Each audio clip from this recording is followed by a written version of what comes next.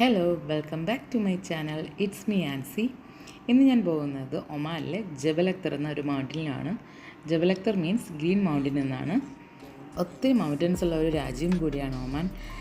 Winter സീസണിൽ നല്ല cool ക്ലൈമറ്റും സ്നോഫാൾസും ഒക്കെ ഇവിടെയുണ്ട്. സെയിം സമ്മർ സീസണിലും നല്ല കൂൾ ക്ലൈമറ്റാണ്. സീ സർഫസിൽ നിന്ന് 9,000 സംതിങ് ഫീറ്റ് ഹൈറ്റുള്ള മൗണ്ടൻ കൂടിയാണ് ജബൽ അക്തർ. ഇതിൻ്റെ മുകളിൽ ചെന്നാൽ കുഞ്ഞു കുഞ്ഞു ഫാംസ് ആൻഡ് വില്ലേജസ് ഒക്കെ ഉണ്ട്. ട്രക്കിംഗ് ഹൈക്കിംഗ് ഒക്കെ ഇഷ്ടപ്പെടുന്നവർക്ക് പറ്റിയ ഒരു സ്പോട്ടും കൂടിയാണ് ജബൽ. ഇവിടേക്ക് വരാൻ 4-wheel ഡ്രൈവ് കാർസ് മാത്രമേ കടത്തി വിടാറുള്ളൂ. സ്റ്റാർട്ടിംഗ് പോയിന്റിൽ പോലീസ് ചെക്കിംഗ് ഒക്കെ ഉണ്ടായിരുന്നു.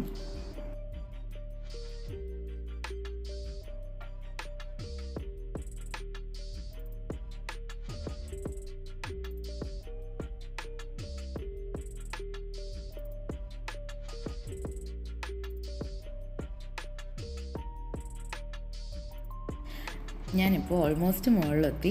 നല്ല തണുത്ത കാറ്റുണ്ട്. സൂര്യൻ്റെ വെയിലും ഉണ്ടെങ്കിലും നല്ല തണുത്ത കാറ്റടിക്കുന്നുണ്ട്. ഇവിടുത്തെ ഫേമസ് ഫാമാണ് പൊമഗ്രാനറ്റ്സ് ആൻഡ് റോസസ്.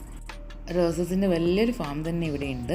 ഈ റോസിൽ നിന്ന് ഒത്തിരി പ്രോഡക്റ്റ്സ് ചെയ്യുന്നുണ്ട്. Rose water, rose oil and fragrance, പിന്നെ സ്വീറ്റ്സിലും ആഡ് ചെയ്യാറുണ്ട്. അൺഫോർച്ചുനേറ്റ്ലി ഞാൻ വന്നതൊരു സമ്മർ സീസൺ ആയതുകൊണ്ട് തന്നെ എനിക്ക് അധികം ഫ്ലവേഴ്സ് ഒന്നും കാണാൻ പറ്റിയില്ല.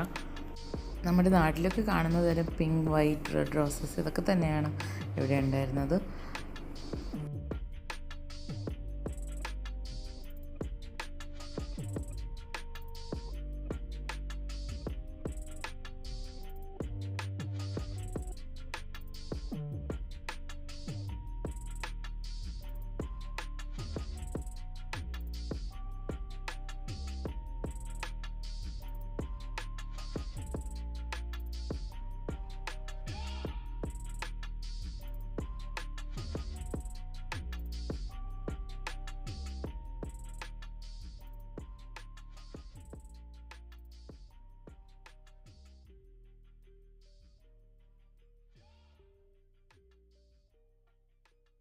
അതൊക്കെ കണ്ട് കുറച്ച് കഴിഞ്ഞ് ഞാൻ താഴേക്ക് ഇറങ്ങുമ്പോഴാണ് ഞാൻ ഇതുവരെ കണ്ടിട്ടില്ലാത്ത ഒരു കാര്യം കണ്ടത്.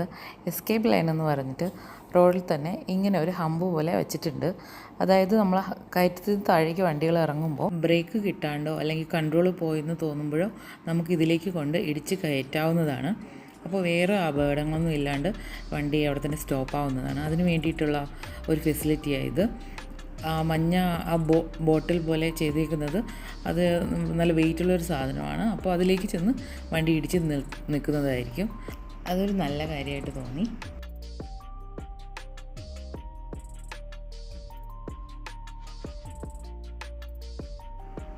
അത് കഴിഞ്ഞ് ഒരു കുഞ്ഞു വില്ലേജിലേക്ക് കയറി. അവിടെ ഷൂട്ട് ചെയ്യാനുള്ള പെർമിഷൻ ഇല്ലായിരുന്നു. അതുകൊണ്ട് തന്നെ അവിടെ കുറച്ച് സമയം അവിടെയെല്ലാം സ്പെൻഡ് ചെയ്തിട്ട് തിരിച്ചു പോന്നു. അത്രയേ ഉള്ളൂ.